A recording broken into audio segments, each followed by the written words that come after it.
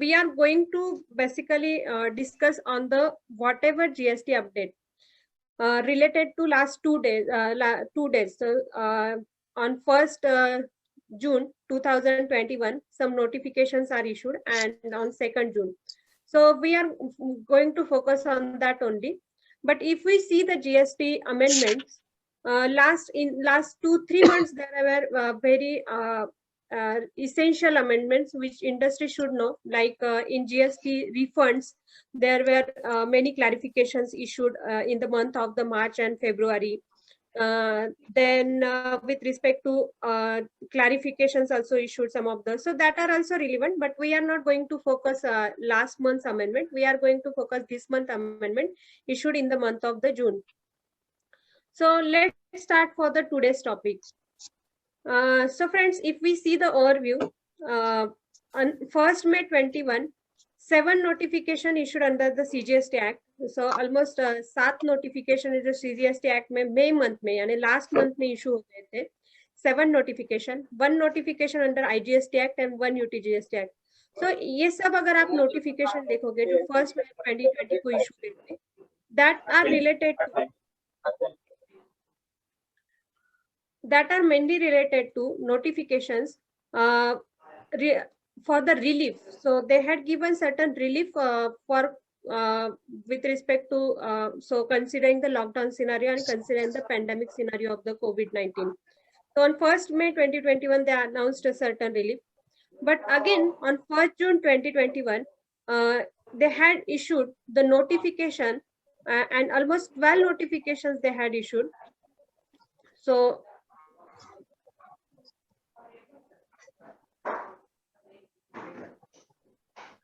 almost 12 notifications they had issued on the 1st June 2021. So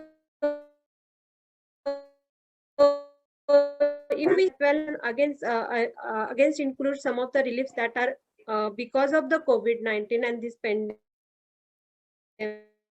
scenario. One not very much on the 2nd day, that is on the 2nd June, again they had issued 3 notifications under CGST, one CGST rate. 1 notification related to IGST, 1 notification related to IGST rate which describe about the rate, and 3 notification across the UTGST. So these are the notifications issued in this June month. Excuse me, sorry to interrupt you, Vaishali. Yes. Excuse me, participants, can we please request you to be on mute? It's creating a lot of disturbance.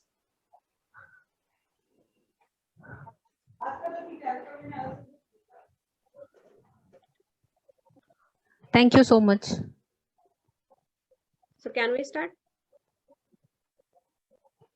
Yes, sorry, we can start. Yeah. So if we divide the all notification issued, basically our today's discussion should be divided into 3 parts. तो आप अगर ये notification जो भी last 2 days में या 1st June और 2nd June को issue हो गए, if we have to study or read that notification, that notification basically we can divide into 3 parts. So first notification are certain clarification you can say, or certain correction you can say related to industry specific. So these are notification industry specific and applicable to specific industry. Some of the notifications issued to grant the relief for the COVID-19 period. So to exempt certain compliances, etc. So this notification focus to grant the relief with respect to COVID-19 period.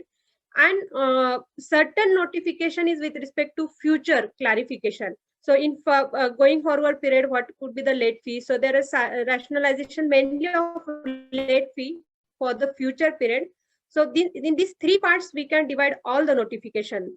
So first we are going to discuss today also industry specific notification. Then we are going to discuss relief that are granted on account of COVID-19. And then we are going to discuss the future related certain reliefs that are granted for all assessees. So this is to discussion points.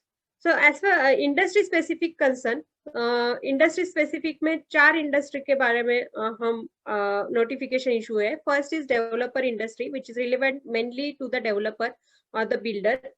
Then one is related to shipping industry. Second is related to the DEC, that is the medicine. So one can say health industry. And fourth is related to the e-invoicing. So the industry to whom e-invoicing is applicable at present. So these are the industry specific notification issued. And if we see compliance related or other than industry related notification, then that are mainly related to the COVID-19 COVID-19 late fee reduction, or due date has extended for certain period. So far it's related to mainly March, April and May 21 returns. And last, future related, there are certain rationalization with respect to late fee. So these are the overview of the today's discussion. So let's start for the today's discussion. Friends, first, developer industry. So time of supply.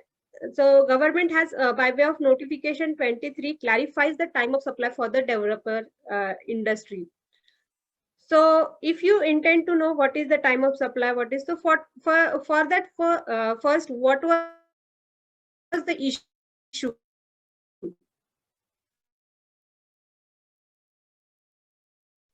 So with respect ये agreement में क्या होता है, land owner developer को rights transfer करता है to the developer rights in the land. So there is an agreement between the landowner and developer that landowner transfer the rights in the land to the developer, and so that to developer develop that land, that means developer construct the building on that land, and in consideration of the land, they or the rights in the land, developer gives certain or allot certain flats to the landowner, and that flat many times landowner sold to the customers. So whenever landowner sold to the customer, whatever the flats, that could be sold before completion of the before issuance of the completion certificate. तो completion certificate issue होने से पहले भी sold कर सकता है और बाद में भी सोल्ड कर सकता है कस्टमर को. So GST लॉ जब 1/4/2019 को डेवलपर के बारे में जो भी नोटिफिकेशन, नए नोटिफिकेशन आए, as per that notification, one notification if you refer, that means notification 6/2019. तो वो नोटिफिकेशन में ऐसे कहा गया था कि बिल्डर जब डेवलपर और डेवलपर जब भी transfer whatever the flats developer is going to transfer to the landowner, so for that flat GST would be charged at the time of the issuance of the completion certificate. So because of that, what happened at the time of completion certificate or first documentation, whichever is earlier. So because of that, what happened, क्या जब भी developer अगर completion के time पे अगर GST charge करेगा land owner को, so how land owner can avail the credit, क्योंकि कंप्लीशन एक बार बिल्डिंग का इशू है, उसके बाद जो भी फ्लैट सोल्ड होते हैं वो flat exempted, that means GST is not levied on that flat, because that are the complete after sale after completion of the building. So it's called an immovable property and GST is not levied. But before that completion, whatever sold, the landowner is not able to utilize the ITC क्योंकि developer charge नहीं कर पा रहा था as per this provision. But now this was actually the mistake, because intention was never that, because whatever the developer charged the GST, basically credit should be allowed to avail to the landowner. It's a valid credit. That's why they had corrected that error, and now the developer can charge the GST to the landowner at any time prior to the issuance of the completion certificate or possession, whichever is earlier. That means it allows the landowner to avail the credit. So it's a correction, and I think it's a welcome as far as decision or the correction from the developer industry, because this has created many mess to the between the developer and landowner. So this is only the clarification, and this is the clarification issued only so that to avail or so that to eligible so that to get the credit to the landowner, and it can be used by the landowner within the time required. So this is about the developer.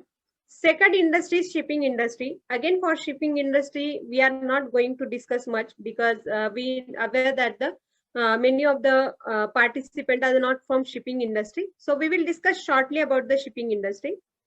So if you refer notification related to rate, so 2/21 related to CGST rate.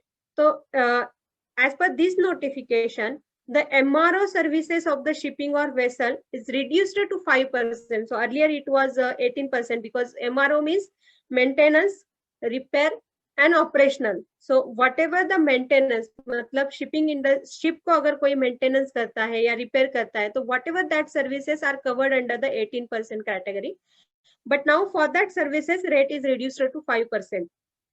And if you refer the IGST notification, that notification says that the POS of the B2B supply of MRO services, means maintenance or repair services, would be the will be the recipient of the service. Abhi why this clarification necessary? POS क्यों specify किया गया? क्योंकि आप जब कोई भी goods को, if you refer IGST act, तो कोई भी गुड्स को आप अगर रिपेयर करते हो, मेंटेनेंस करते हो, जहां पे फिजिकल प्रेजेंस जरूरी है, वहां पे whatever the place of supply is the goods where goods is located. So there were confusion. So shipping industry, क्योंकि shipping का अगर repair, maintenance etc होता है, तो ship जरूरी है, तो whether ship is the goods, what was the place of supply, this was the confusion. So now it is clarified that the place of supply would be the location of the recipient of the service. So this will help now to compute the or to decide the whether the supply is zero rated supply or not a zero rated supply. So because of this one can say this is a clarification, because many of the industry are opting different view with respect to ship and vessel. So this is one of the again one clarification which has tried to release or remove the whatever the confusion between the industry. So this is about the shipping industry. Then second is third is related to health industry. So first we have said developer related. So developer industry के बारे में हमने जो clarification देखा. Second shipping industry, and now के बारे में DE this is a medicine which is with the India with the help of WTO has conducted, or in collaboration with WHO has conducted an elimination program with respect to lymphocytic fluorosis. So this is one of the disease and endemic disease. So for that to cure this disease or for the treatment to this disease, one medicine called as DEC has is getting used. So for that rate is reduced to 5% because focus is on eliminating that disease, and hence this rate is reduced. So this is about the health industry. Second is industry to whom e-invoicing is applicable. Now first question arises, to whom e-invoicing applicable? So e-invoicing has made mandatory last year from 1st October 2020 for the industry having the turnover above 500 crore. So last year से ही e-invoicing introduce हुआ है, but वो specific industry को compulsory हो रहा है. मतलब on 1st October 20 they had made mandatory for the businesses having turnover above 500 crore. Then on 1st January 2021, government has made mandatory, e-invoicing made mandatory to the businesses having turnover more than 100 crore. And after that, recently on 1st April 2021, e-invoicing has made mandatory to the businesses having turnover 50 crore. So recently, or now one can say, the e-invoicing is mandatory for the businesses having turnover above 50 crore. So if we see this track, October to January means after 3 months, January to April again after 3 months, means now maybe in the July they could plan to make the e-invoicing compulsory to the industry having turnover about 10 crore. But this is not yet announced or nothing is discussed about that. But we are just whatever this trend of implementation of e-invoicing, that could be the scenario. So this is the implementation trend. Again, friends, if you want to know more about the e-invoicing, you can visit our YouTube channel wherein we had discussed e-invoicing applicability, e-invoicing generate कैसे कर सकते हैं. तो आपको कोई भी confusion है तो you can refer the our session from our YouTube channel. We are today we are not focusing about the applicability of the e-invoicing etc. We are just focusing about the what are the change or what is the amendment with respect to e-invoicing. So if we see the notification, अगर आप notification 23/2021 देखते हैं तो e-invoicing has made exempted by way of this notification. Now e-invoicing is not applicable to government. So government department को ना e-invoicing applicable नहीं है. तो if we see applicability related, तो applicability के बारे में अभी तक जो notification issue हुए हैं, तो almost 5 notification issue हुए हैं जो e-invoicing की applicability को prescribe करते हैं.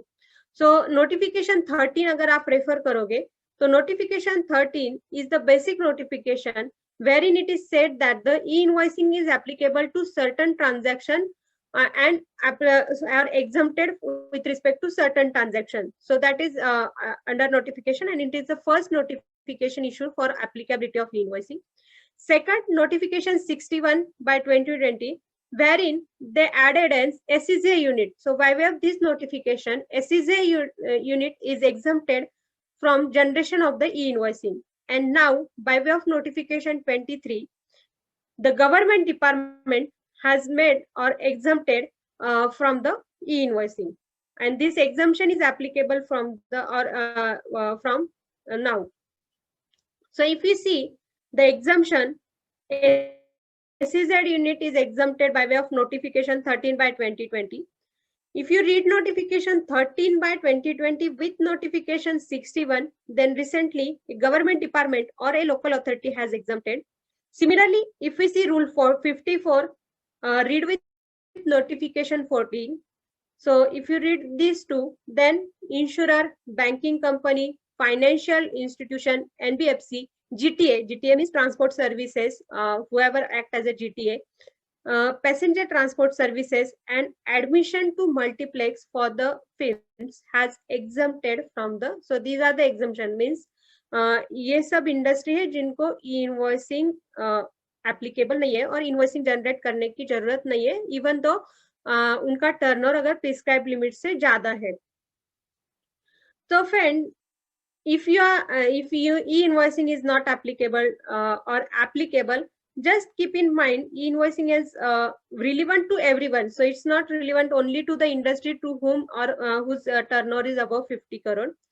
तो आपका टर्नओवर अगर 50 करोड़ के अंदर भी है और आपके रिसिपिएंट का और आपके वेंडर का टर्नओवर अगर 50 करोड़ के आगे है, तो आपको इंश्योर करना है कि आपके वेंडर ने, अगर आप इनपुट टैक्स क्रेडिट ले रहे हो, तो आपको इंश्योर करना है कि वेंडर ने आपको प्रॉपर इनवॉइस दिया है विथ ई इनवॉइस. अगर आपके पास प्रॉपर इनवॉइस नहीं है, tax invoice with E invoice, और वो वेंडर का टर्नओवर 50 करोड़ के ऊपर है और उन्होंने विदाउट ई इनवॉइसिंग आपको अगर इनवॉइस दिया, तो पेनल्टी और आपको इनपुट टैक्स क्रेडिट डिसअलाउ हो सकता है. So it's your responsibility also, even though not having a turnover above 50 crore, you have to track whether the vendor having the turnover above 50 crore turnover is above 50 crore turnover and exemption is applicable. तो second criteria क्या हो सकता है? एक criteria क्या हो सकता है कि आप 50 करोड़ के बिलो है. अगर आप 50 करोड़ के बिलो है तो आपको रिसिपिएंट पे ध्यान देना है कि आपके रिसिपिएंट अगर 50 करोड़ के और vendor, not a recipient, vendor को आपको ध्यान देना है कि आपके वेंडर अगर 50 करोड़ के ऊपर है तो उनको ई इनवॉइसिंग एप्लीकेबल है या नहीं, और है तो वो जनरेट कर रही है नहीं. सेकंड क्राइटेरिया हो सकता है कि आप 50 करोड़ के ऊपर हो बट आप exempted category हो, but means GTA. So GTA. So in such a case, please note that the exemption is core business and not the core entity.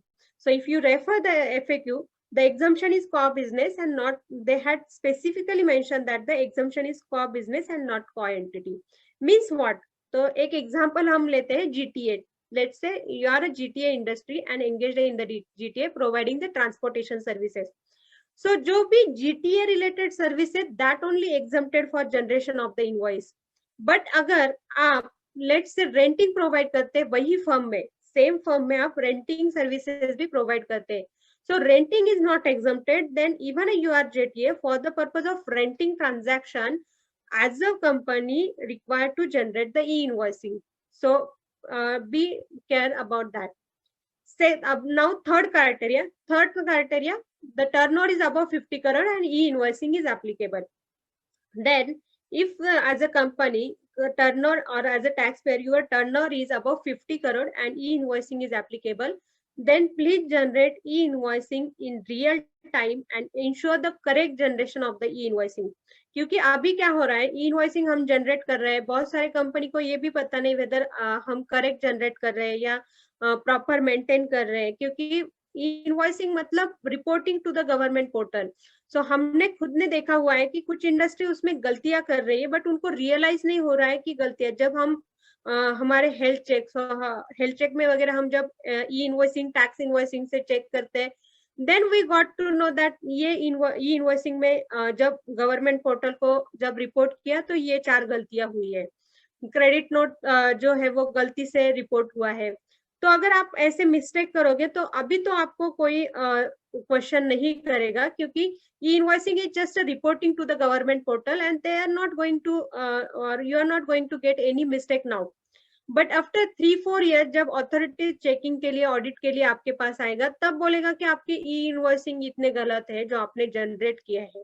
Then they can levy a penalty maximum up to 100% of the tax. And even though if there is no proper e-invoicing, then ITC of the recipient, तो सामने वाले का जो ITC है वो भी disallow हो सकता है. तो consequences of incorrect generation of the e-invoicing is very high or penalty is also very maximum. So friends, be care about the file compliance about the e-invoicing.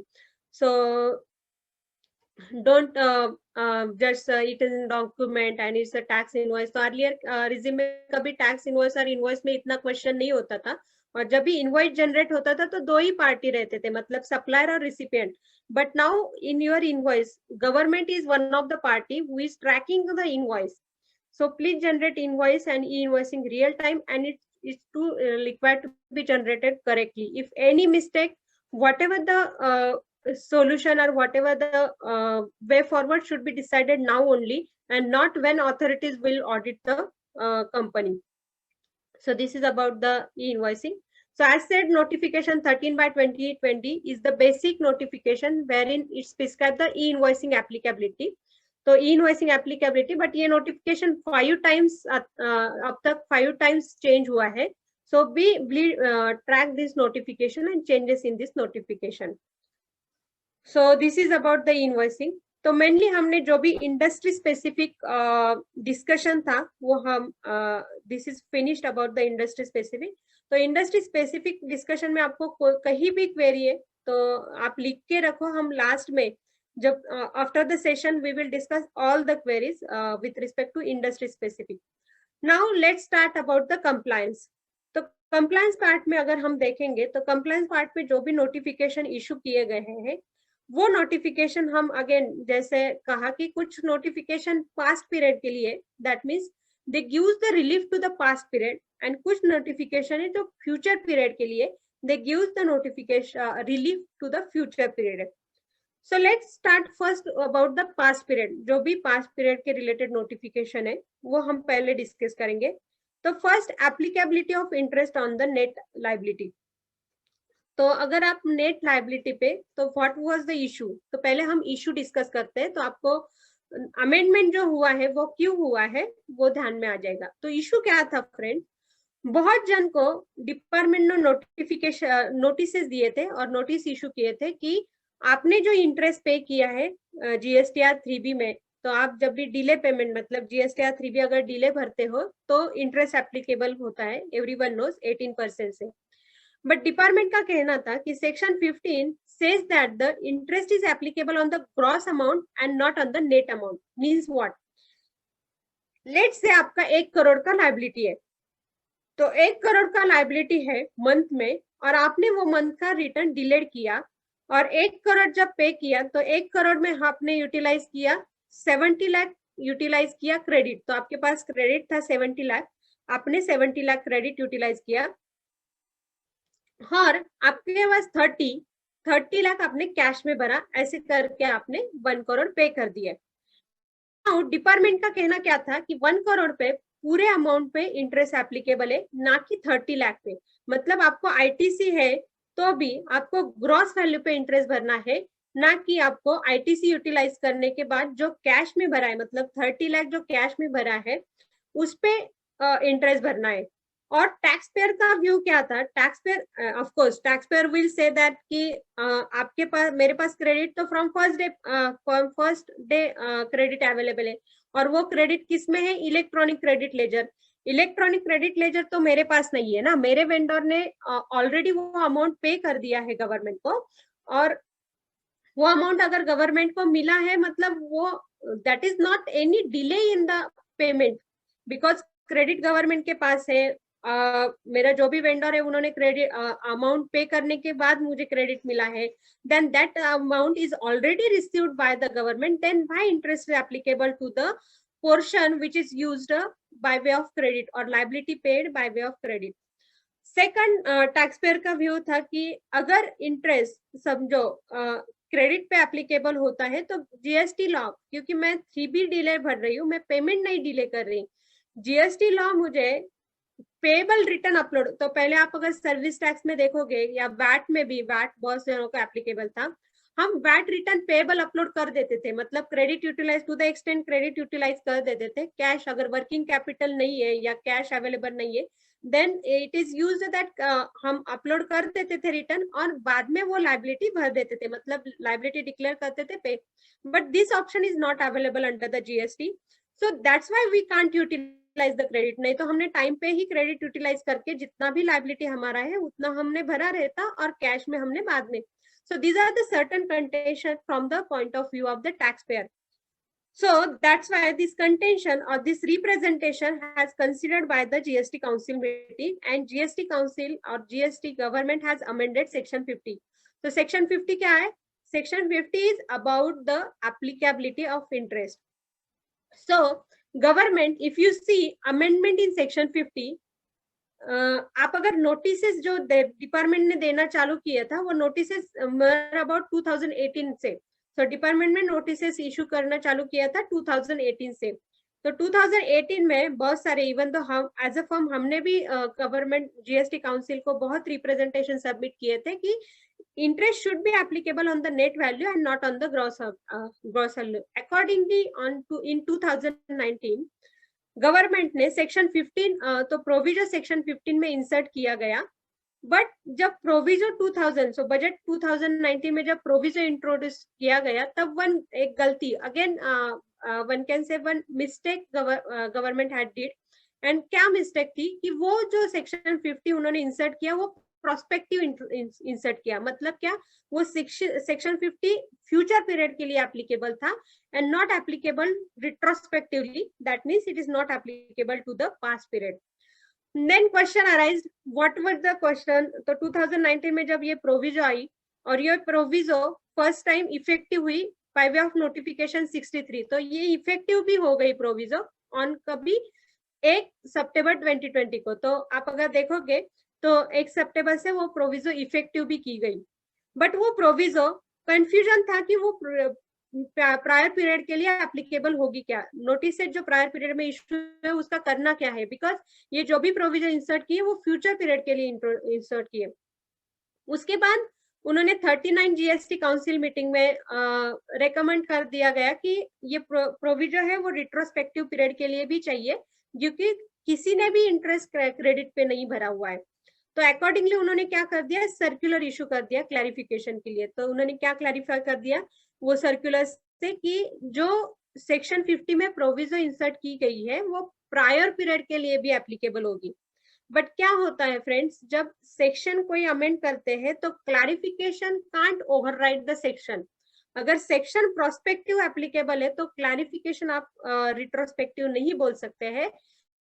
So that even after that clarification there were many confusion against the amongst the taxpayer, amongst the department। और उसके बाद भी हमने observe किया है कि बहुत सारे एसएससी को नोटिस आए थे कि प्रायर पीरियड के लिए, तो फ्यूचर पीरियड के लिए सेक्शन 50 अमेंड हुआ है बट प्रायर पीरियड के लिए नहीं हुआ है, तो आप सेक्शन 50 के अंदर ग्रॉस लाइबिलिटी पे इंटरेस्ट पे कर दो। तो ये नोटिस उसके बाद भी इशू हो गए।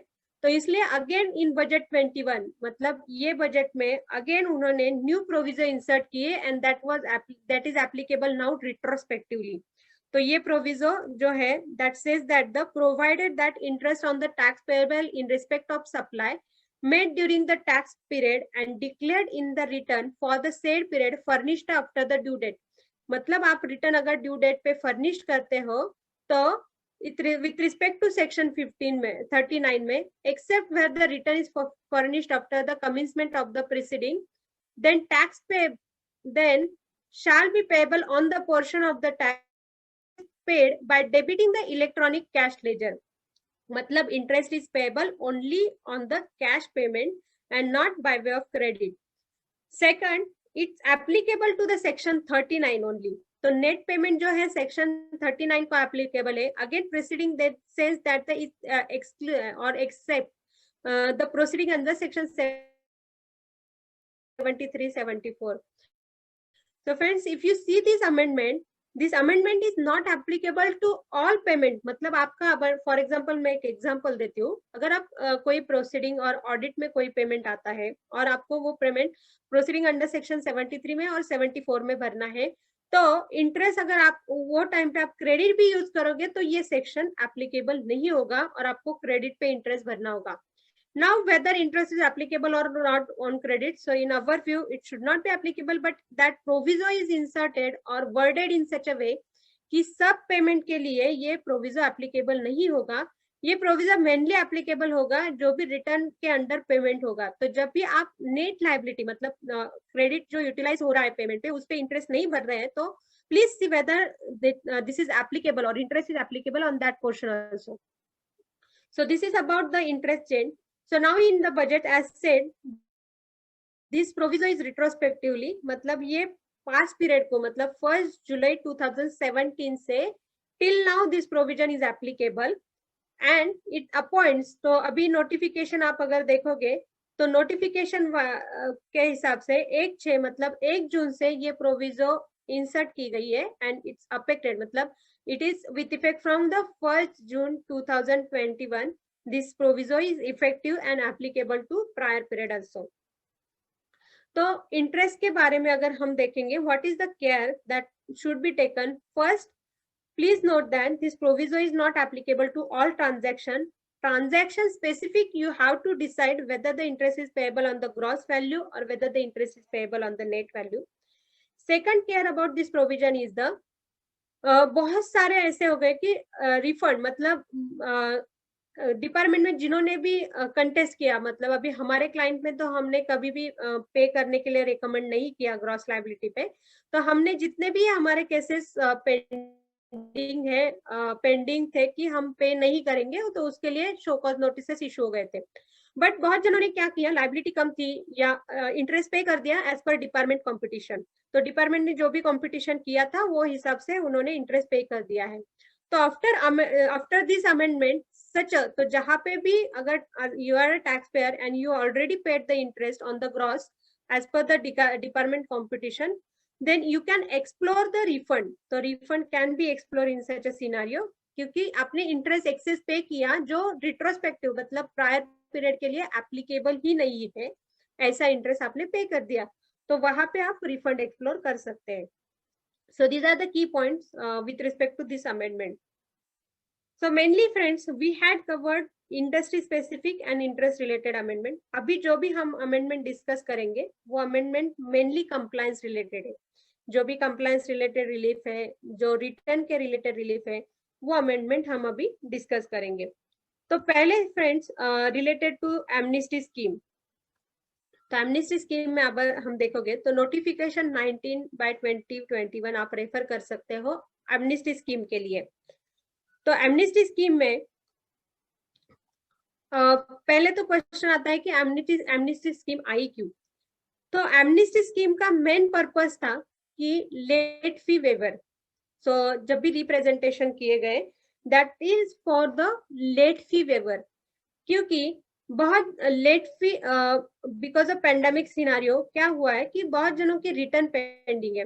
सो even the nil return they had not file, क्योंकि नील रिटर्न में भी टीम अवेलेबिलिटी नहीं है, बहुत कोविड से सफर कर रहे हैं, families are suffering because of this pandemic scenario, and at this time if family is completely suffering, then why someone is file or some file the returns, or why will concentrate on the return etc. तो बहुत सारे return pending है। So even there is no business nil liability GST return pending है, और liability कितना compute होता था 10,000 per month. So more than, or in some scenario we had seen tax liability or penalty or late fees more than the tax liability। तो ऐसे scenario में क्या हुआ, मतलब आपको अगर आप लेट से लास्ट मार्च में और 14 मार्च से पेंडेमिक सिनारियो है लास्ट ईयर 2021 से, तो लास्ट ईयर 20 से समझो किसी का रिटर्न जीएसटी रिटर्न पेंडिंग है, तो इट्स ऑलमोस्ट 12 मंथ्स। तो 12 मंथ्स का अगर 10,000 पर मंथ देखते तो 1,20,000 लेट फी होता है। तो अगर मुझे मेरी इच्छा भी है भरने की, मतलब अभी मेरा बिजनेस चालू हो गया, मैं सब क्राइटेरिया से, मतलब जो भी कॉम्प्लिकेशन से, फैमिली कॉम्प्लिकेशन से, वहां से बाहर आके मैंने बिजनेस चालू कर दिया, ऐसा अगर सिनारियो, तो भी टैक्स पेयर जीएसटी रिटर्न भर नहीं पा रहा था, क्योंकि 1,20,000 50,000 ऐसे अगर पेनल्टी है आपकी और लेट की है, then why I will spend the 50,000 and then I will file the future related returns. So this is the scenario as a industry specific. So even the taxpayer intend to comply with the provision, they unable to comply because of huge late fee, and this is the rationale of the amnesty scheme. First of all, with respect to amnesty scheme, please note that amnesty scheme is prescribed only for late fee. तो बाकी tax liability interest ऐसे कुछ भी amnesty scheme में relief दिया गया नहीं है। Amnesty scheme is prescribed for the late fee. Now this is prescribed for the GSTR 3B, मतलब this is applicable to a registered tax payer who has, तो कौन से टैक्स पेयर कवर होंगे, registered tax payer who has not furnished GSTR 3B, so it's applicable for the GSTR 3B। Available period, कौन से period के लिए applicable है, तो late fee related to July 2017 to अप्रैल 2021, मतलब आपका कौन सा भी रिटर्न पेंडिंग है, कौन से पीरियड में, जुलाई 2017 टू अप्रैल 2021, तो आपको ये स्कीम एप्लीकेबल होगी, एमनेस्टी स्कीम। कंडीशन क्या है एमनेस्टी स्कीम अप्लाई कर ले, तो आपको जीएसटीआर, कंडीशन एक ही है कि आपको GSTR 3B with in a prescribe time file करना है, मतलब आपको 1 जून से लेके 31 अगस्त तक आपको वो जीएसटीआर 3B फर्निश करना है, तो ही आपको ये एमनेस्टी स्कीम एप्लीकेबल होगी। मतलब क्या, आपने अगर प्रायर पीरियड के, मतलब जुलाई 2017 टू अप्रैल 21 के आपके रिटर्न पेंडिंग है, और आपने क्या कर दिया, वो रिटर्न 31 अगस्त के बाद फाइल कर दिया, क्योंकि आपको टाइम नहीं मिला जून जुलाई अगस्त में 3 महीने में, तो उसके बाद ये स्कीम एप्लीकेबल नहीं होगी। आपको जो भी एज पर कंपटीशन है प्रायर पीरियड के लिए, वो कंपटीशन के हिसाब से लेट फी भरना। तो अगर आपको ये स्कीम लेनी है तो प्लीज नोट दैट आपको ये कंडीशन सेटिस्फाई करनी है कि आपको जो भी जीएसटीआर 3B पेंडिंग है, that you require to file between the June 21 to August 31st August 2021. So this is the condition, and what is the relief now last? So we had seen taxpayer covered जिन्होंने GSTR 3B file किया नहीं है, period cover July 2017 to अप्रैल 21 के लिए scheme applicable है। Condition क्या है, आपको प्रिस्क्राइब पीरियड में फाइल करना है, मतलब जून 21 से लेके 31 अगस्त में आपको GSTR 3B भर देने प्रायर पीरियड के। और रिलीफ क्या मिलेगा, what is the relief under the scheme, आपको रिलीफ मिल जाएगा कि आपका जो भी लेट फी है वो 500 पर रिटर्न के ऊपर नहीं होगा। मतलब इफ आपका नील लाइबिलिटी है तो वो रिटर्न के लिए आपको कैपिंग है 500। तो जहां पे लेट से 10,000 था और मेरे 12 महीने के रिटर्न है, इसलिए मुझे अगर लास्ट मंथ का मार्च का या अप्रैल का रिटर्न भरना है तो मुझे ऑलमोस्ट 1,20,000 तक लेट फी भरनी पड़ती थी। तो मुझे कितनी भरनी पड़ेगी पर रिटर्न 500, दैट मीन्स 500 तक कैपिंग है पर रिटर्न के लिए। उसके बाद INR 1,000 कैपिंग है late fee for other return, मतलब आपका लाइबिलिटी, आपका नील लाइबिलिटी नहीं है तो 1,000 कैपिंग, मतलब आपके 12 रिटर्न पेंडिंग है, 10,000 पर रिटर्न, मतलब आपका 12,000, जहाँ पे 1,20,000 लगना था वहां पे 12,000 और 12,000 आपको भरना है और आपको रिटर्न फाइल करना है। So definitely whatever the amnesty scheme provided is beneficial to file the prior period return. Please expedite if returns are pending for the prior period, file that return immediately. So if we see the key highlights, मतलब कौन से की points है जो amnesty scheme के बारे में आपको पता चाहिए। First, amnesty scheme is applicable to GSTR 3B। तो आप अगर एमनेस्टी स्कीम और वो नोटिफिकेशन पढ़ोगे तो GSTR 1 के बारे में कुछ भी बोला नहीं है। GSTR 1 आप देखोगे तो GSTR 1 का जो लेट फी वो ₹50 तक रिड्यूस हुआ है। सेकंड, सिस्टम जनरेटेड GSTR 1 में लेट फी कॉम्प्यूट होती नहीं है, मतलब जैसे 3B में system generated late fee compute होते हैं वैसे GSTR 1 में at present late fee compute नहीं होती है। बट अथॉरिटीज डिमांड कर सकती है क्या? डेफिनेटली डिमांड कर सकती है, but at present this amnesty scheme doesn't say anything about the GSTR 1। तो GSTR 1 के बारे में एमनेस्टी स्कीम में कुछ भी बोला हुआ नहीं है। बट एटलीस्ट आपको रिटर्न फाइलिंग के लिए GSTR 1 के लेट फी का कोई भी प्रॉब्लम, बिकॉज सिस्टम जनरेट ही नहीं करता है GSTR 1 का लेट फी। तो जब ऑथोरिटीज आएंगे, जब क्वेश्चन करेंगे तो आपको मे बी GSTR 1 का लेट फी लग सकता है। Then returns are required to be filed within the time limit. तो जो भी टाइम लिमिट है उसके अंदर आपको रिटर्न फाइल है तो ही आप रिलीफ ले सकते हो एमनेस्टी स्कीम से। लास्ट सबसे बड़ा मतलब what about the genuine tax pair. तो कुछ टैक्स पेयर ने क्या कर दिया है, लास्ट मंथ में ही रिटर्न फाइल किए with payment of the late fee whatever applicable. तो हमने एक सिनेरियो देखा कि जिन्होंने ऑलमोस्ट 54,000 लेट फी पे किए और लास्ट मंथ में रिटर्न फाइल किए, क्योंकि उनको ये पीरियड से अभी उनका बिजनेस चालू हुआ था तो उनको प्रॉपरली रिटर्न मेंटेन करने थे। But what about such a genuine tax payer जिन्होंने ऑलरेडी जो एप्लीकेबल लेट फी भरी है? तो tax payer should be equal, that should not be discriminating. तो इसके वजह से this amnesty scheme discriminating to tax payer. So we think that the government also think about the genuine taxpayer who had already paid the liability or the late fee. They should allow to claim the refund to such a taxpayer. So refund should be allowed for them.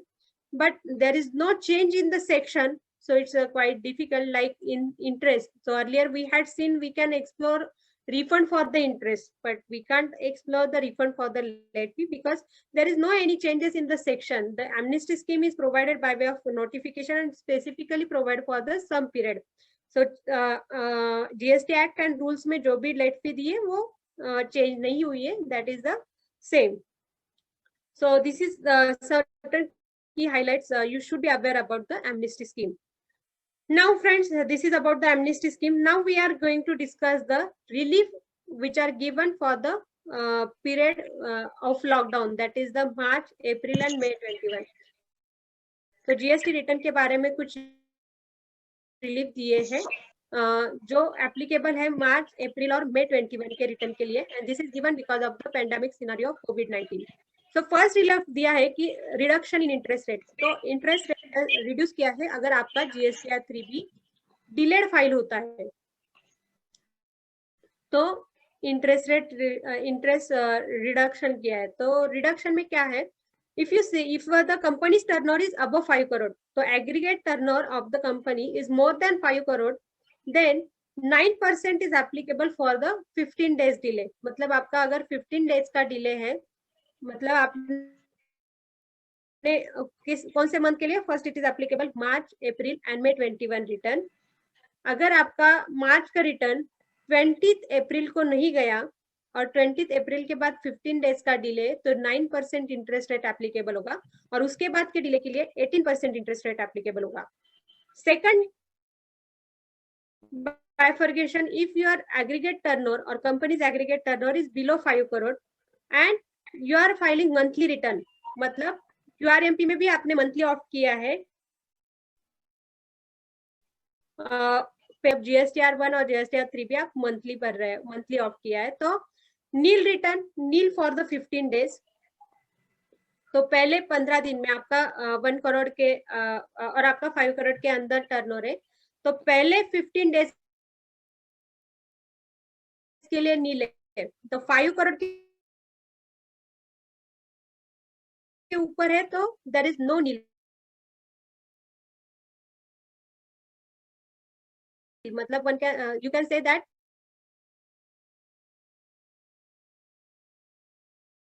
तो due date के बाद 15 days में भरते हो तो नील है। 9% है for the month of मार्च, मतलब आपका मार्च का रिटर्न है और 15 डेज के बाद 45 डेज का डिले, तो कंसेशनल इंटरेस्ट रेट 9% होगा।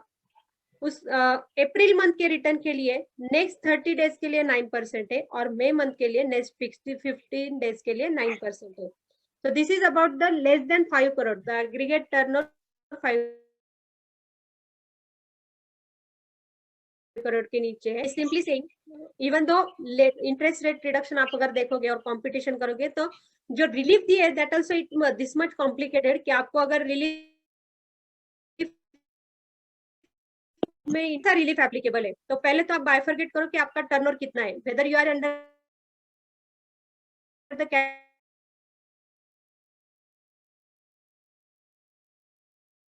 category of below 5 crore or you are under category of above 5 crore, above late pay or nil, or there is no any extension of GSTR 3B. GSTR 3B अगर 15 दिन वाला है, आप अगर below 15 अगर आप below 5 crore का एग्रीगेट तो आपको 15 दिन तक आप विदाउट GSTR 3B भर सकते। 45 डेज तक आपको 9% लगेगा। अप्रैल मंथ का लाइबिलिटी है तो 30 डेज तक आपको 9% लगेगा। मई मंथ की लाइबिलिटी तो for 15 days you have to pay 9% interest rate and thereafter 18%। Now अगर ये किसमें है, अगर आपने क्वार्टरली ऑफ किया है, मतलब आपने QRMP में क्वार्टरली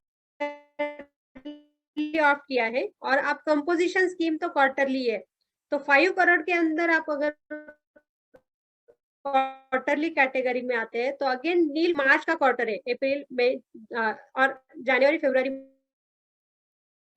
मार्च, तो मार्च एंडिंग का क्वार्टर है, तो आपको 15 डेज का डिले है, तो after a due date of quarter of March will be applicable for 15 days. 9% interest for the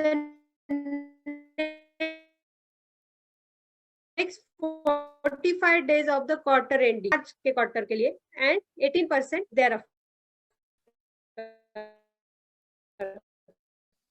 So this is about the quarterly.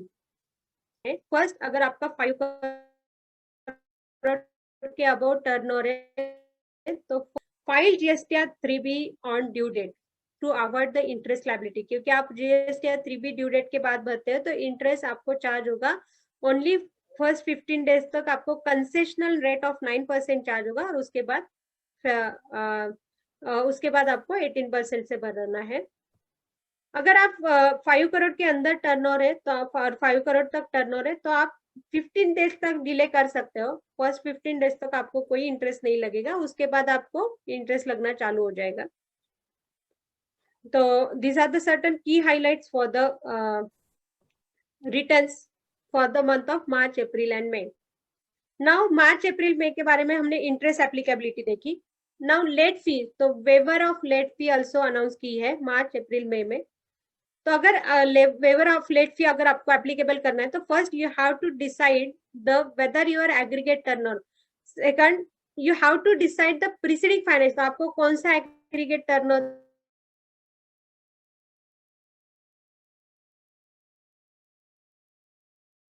देखना है। लास्ट ईयर का मार्च 21 का रिटर्न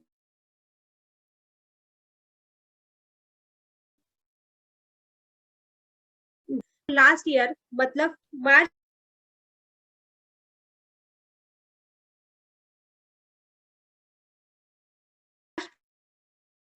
21 के लिए आपको लास्ट ईयर मतलब 9 क्राइटेरिया देखना will be the last financial year. तो आप जब भी कोई कंप्यूट कर रहे हैं या लेट फी या इंटरेस्ट का कंसेशनल कंप्यूट कर रहे हैं तो प्लीज बी केयरफुल, क्योंकि आप 5 करोड़ का जो अगर आप 5 करोड़ का जो एग्रीगेट टर्नओवर का क्राइटेरिया दिया है वो कौन से ईयर के लिए है चेक करो। आप 5 करोड़ के अंदर है बाहर है, तो ये सब चेक करने से अच्छा तो I think that the file the return on time. So late about, तो अगर लेट फी आपका aggregate turnover more than 5 crore है तो waiver of late fee for the 15 days, तो फर्स्ट 15 डेज का delay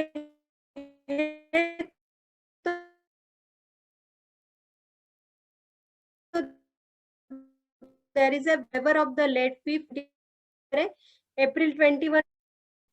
second, if your aggregate of किया है आपने क्यूआरएमपी में और 39(1) में भी आप मंथली में हो, मतलब आप मंथली जीएसटीआर 1(3) भी भर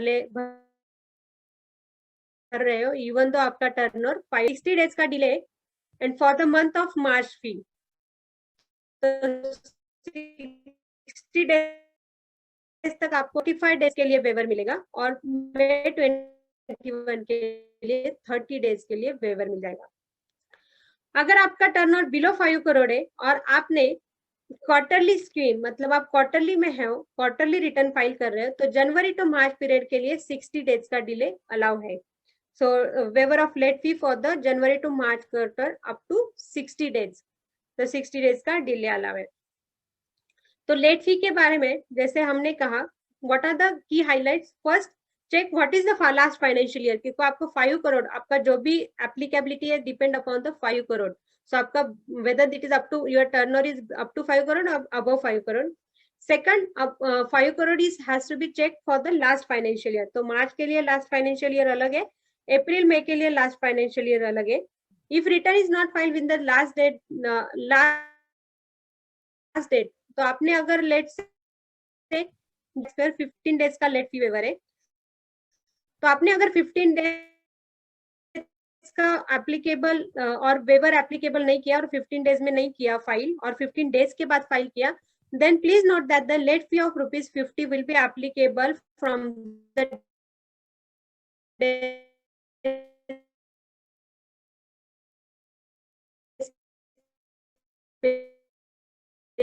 specified। तो आपको really highlights for the late fee, we have seen the interest में कुछ वेवर दिए हैं for मार्च अप्रैल में।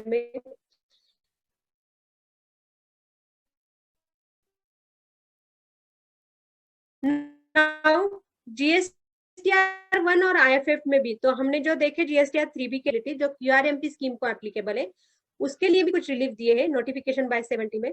सो अप्रैल 21 का रिटर्न जो है बाय वे ऑफ नोटिफिकेशन 12, अगर आप पहले नोटिफिकेशन देखेंगे तो अप्रैल 21 के रिटर्न एक्सटेंड किया था 26 मई तक जीएसटीआर 1 और मई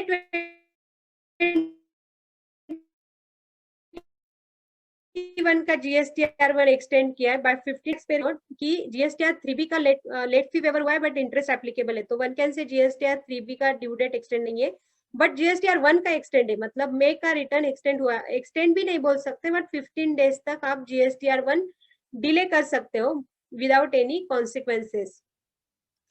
इफ आईएफएफ देखोगे तो आईएफएफ फैसिलिटी आल्सो अप्रैल 21 का एक्सटेंड किया था मई 28 तक, तो आप 28 मई तक भर सकते थे और मई 21 का GST IFF is extended by 15 days, तो 15 डेज का रिलीफ मई 21 को भी है, तो जीएसटीआर 1 और आईएफएफ को भी रिलीफ दिया है।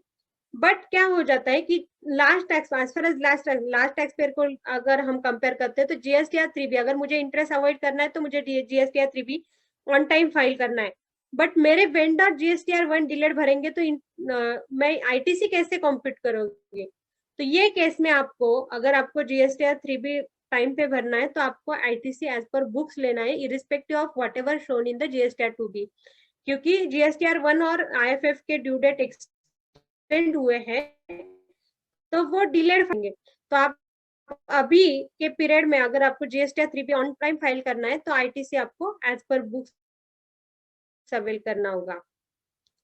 तो इसके लिए उन्होंने इनपुट टैक्स क्रेडिट में भी रिलीफ दिए हैं बाय वे ऑफ नोटिफिकेशन 27।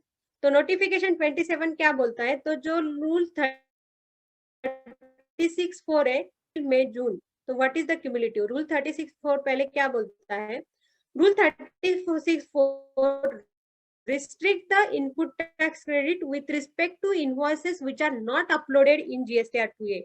मतलब रूल 36 में क्या बोला है कि जो भी इनवॉइसेस आपके जीएसटीआर 2A में अपलोड हुए नहीं है और दिख नहीं रहे हैं, उसका क्रेडिट आप कितना ले सकते हैं, उसका क्रेडिट आप तो rule 36(4) restrict that credit to the extent of 5% of the eligible credit. तो रिलैक्सेशन क्या दिया है, तो वो relaxation by way of notification it is given that rule 36(4) applicable. तो आपको जो 5% का क्राइटेरिया वो मंथली चेक करना है, बट उन्होंने रिलैक्सेशन दिया है अप्रैल मई जून मंथ के लिए। तो this relaxation says that for April May June month के लिए आप क्यूमुलेटिवली कंप्यूट कर सकते हैं in the month of the June. मतलब आप अप्रैल में एज पर बुक्स क्रेडिट ले सकते हो, मई में आप एज पर बुक्स क्रेडिट ले सकते हो, और जून मंथ के रिटर्न में आप क्या करो, अप्रैल मई जून का क्यूमुलेटिवली कंप्यूट करो कि 5%, और क्यूमुलेटिवली आप 5% कंप्यूट करके जो भी एलिजिबल क्रेडिट है जो जीएसटीआर 2A में दिख रहा है उतना ही ले लो। So that computation we have to make in the June month return. So this is relief क्या क्यों दिया है, क्योंकि वेंडर आपके जीएसटीआर 1 और आईएफएफ डिलेड भर सकते हैं, इसलिए जीएसटीआर 2 में आपको क्रेडिट पहले 2 मंथ में कुछ वेंडर को नहीं, वेंडर का दिखेगा बन नहीं, इसलिए अप्रैल और मई में आपको बुक्स से as per books ITC allow किया है। तो आप अगर आईटीसी में चेंजेस देखोगे तो जुलाई 2017 से आईटीसी में चेंजेस है और ये पाथ है। तो सितंबर 2019 तक जीएसटीआर 2A और 2B का कोई रेस्ट्रिक्शन नहीं था। तो one can say that September 2A, तो हम इजीली फाइट आउट कर सकते हैं कि सितंबर 2A तक हमें जो भी बुक्स में क्रेडिट है, जो भी टैक्स इनवॉइस हमारे पास है, वो सब क्रेडिट अलाउ है, क्योंकि there is no specific restriction. October 2019 में आप अगर देखोगे तो स्पेसिफिक रेस्ट्रिक्शन आ गया कि 20% ऑफ एलिजिबल आईटीसी ही आप ले सकते हो with respect to invoices which are not disclosed in the GSTR 2A। तो जीएसटीआर 2A में जो इनवॉइसेस नहीं दिख रहे हैं उसका क्रेडिट आप 20% ऑफ एलिजिबल क्रेडिट ही ले सकते हो। जनवरी 20 में वो 20% का 10%, मतलब और कम कर दिया 10%। अगेन वो 5% कर दिया जनवरी 21, मतलब आफ्टर 1 ईयर वो 5% कर दिया, बट विद इन पीरियड आपको वो एप्लीकेबिलिटी फेब्रुवरी 20 टू अगस्त 20 तक क्यूमुलेटिवली एप्लीकेबल थी। नाउ अगर जनवरी टू मार्च उन्होंने 5% monthly applicability, but April May जून के लिए वो अगेन क्यूमुलेटिव एप्लीकेबल है। तो definitely whenever department will come, ये आपको कंपटीशन सब्सटेंशिएट करना होगा, क्योंकि this is the responsibility, this is self assessment, this responsibility of the taxpayer. Department only क्या अथॉरिटी जब आएंगे वो जस्ट कंपटीशन मांगने वाले। अभी ये कंपटीशन कैसे होगा, really it's a difficult competition, but company has to maintain the competition whatever the changes from. So almost if you see for 8 times changes are made in the ITC. So you have to track all the changes and make the competition. अगर monthly आप करने जाओगे तो it's very much difficulty to make it's applicable monthly. आपका अगर working capital affect नहीं हो रहा है तो आप 2A का क्रेडिट ले लो और डायरेक्ट ईयरली, मतलब मार्च मंथ में कंप्यूट करके अप्रैल से सितंबर of the next financial year आप क्रेडिट अवेल करो। तो आप इंडस्ट्री वाइज आपको डिसाइड करना होगा कि हाउ वी कैन कंप्यूट और how we can substantiate this fact that to the department that we had availed the credit considering all the provisions. Now third criteria आ सकता है कि आपने ऐसे कंपटीशन नहीं किया और आपने आईटीसी डायरेक्टली ले लिया, then you have to ready for the litigation. तो लिटिगेशन कर सकते हैं क्या, definitely if you are having a tax invoice, if vendor has not disclose and even vendor has not paid, तो लिटिगेशन कर सकते। Even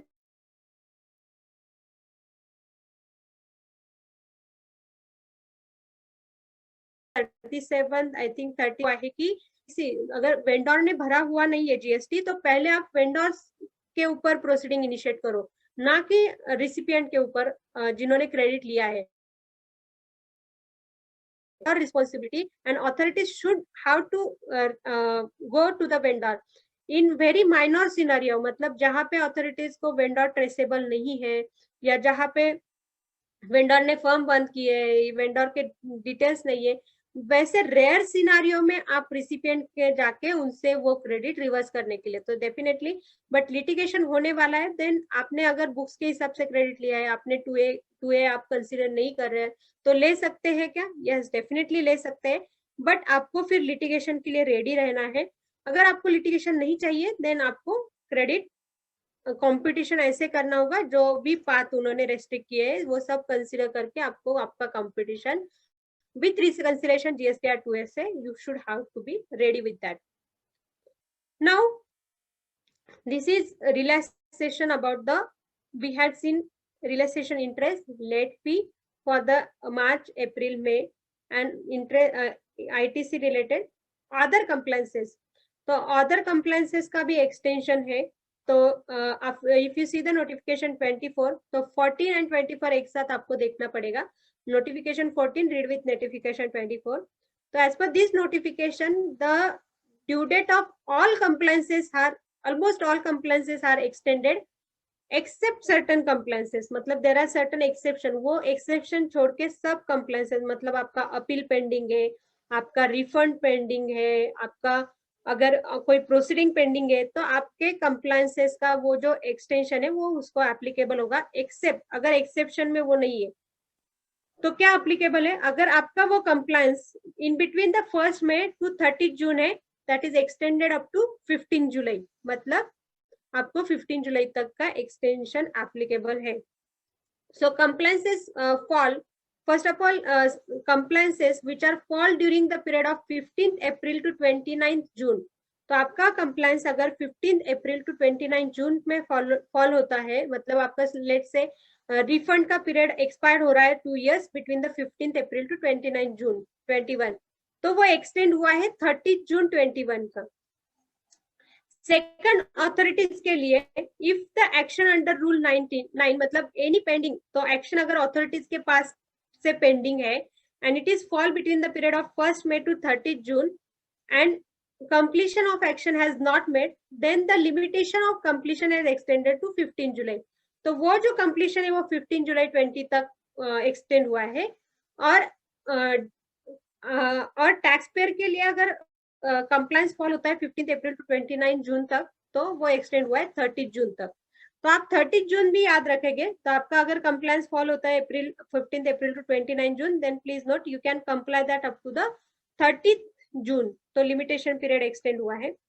again there is one supreme court decision जहाँ पे 1 year का लिमिटेशन पीरियड एक्सटेंड किया गया है, तो सुप्रीम कोर्ट का SLP है, वो बोलता है कि 14 मार्च 22 15 मार्च 21 तक पीरियड कंसीडर नहीं करना है, that is the limitation period consider नहीं होगा कंपटीशन में। तो वो भी आप बहुत सारे इसमें मतलब रिफंड के केसेस है, तो वो आप अप्लाई कर सकते हैं if there is a delay. तो it's depend on case to case कि आपको क्या एप्लीकेबल करना है, वेदर आपको जो ऑर्डिनेंस ने रिलीफ दिया है, मतलब जीएसटी काउंसिल ने रिलीफ दिया है, दैट इज सफिशिएंट, और आपको सुप्रीम कोर्ट का डिसीजन रेफर करके आपको वो कंप्लायंस कंप्लाई करना है, तो depends. So these are the certain condition. Second, refund के बारे में, if your refund is rejected and notice has been issued and time limit of refund order is extended, then time limit of the refund order is extended by 15 days after receipt of the reply, मतलब आपका अगर reply SSC ने file किया है और order issue करनी है तो time limit is extended up to 15 days after receipt of the reply और 30 June whichever is later, मतलब आइदर 15 days और 30 June whichever is later. Condition क्या होगी? आपका ऑर्डर 54, मतलब it should be related to refund and it should fall between the 15 April 21 to 29 6, तो 29 जून में fall होना चाहिए। तो ये दो कंडीशन है। तो वो now what is not extended, तो जैसे हमने कहा कि all compliances are extended except certain compliances, तो वो कौन से कंप्लायंसेस है जो एक्सटेंड नहीं हुए? पहले चैप्टर सेक्शन 12 टू सेक्शन 15, मतलब सेक्शन 15 कितना है, कौन सा है, ट्रांजेक्शन वैल्यू।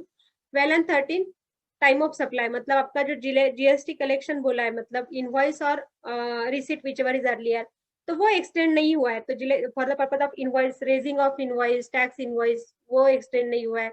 सेल्फ इनवॉइसेस आपको टाइम पे देना है, ई इनवॉइसिंग आपको टाइम पे जनरेट करना है, ई वे बिल आपको टाइम पे जनरेट करना है। So these compliances are not extended.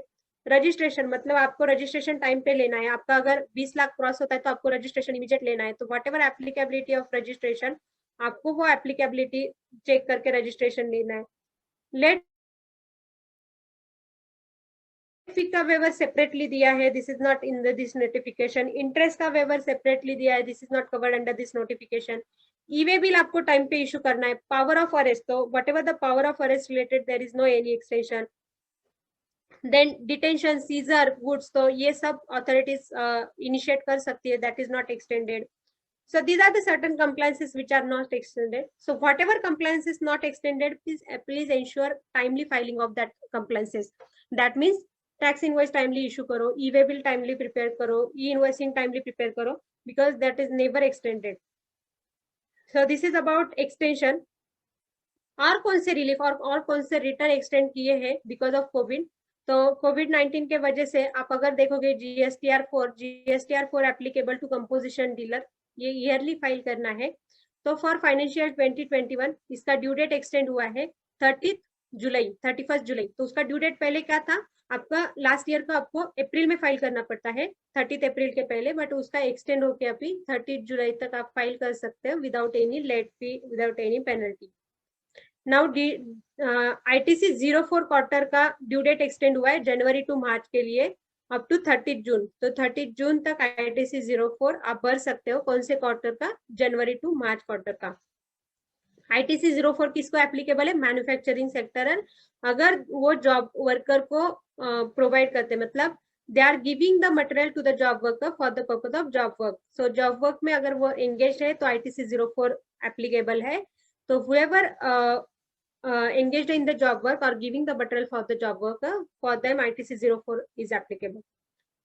Now second, authentication of EVC. So if you are a company, GSTR 3B and 1 आपको DSC से फाइल करने थे, but now for the period of 27th April to 31st August आप वो EVC से, मतलब आप OTP से फाइल कर सकते हो, even though the company is filing the GSTR 3B and GSTR 1.